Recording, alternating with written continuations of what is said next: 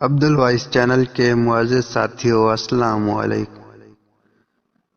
حضرت عمر بن خطاب کی 6 نصیحتیں۔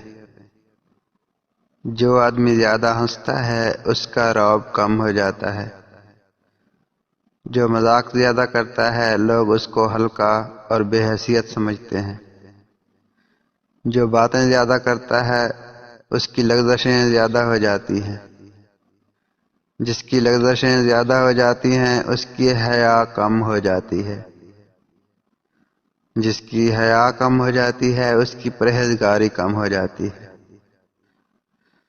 جس کی پرہیزگاری کم ہو جاتی ہے اس کا دل مردہ ہو جاتا ہے۔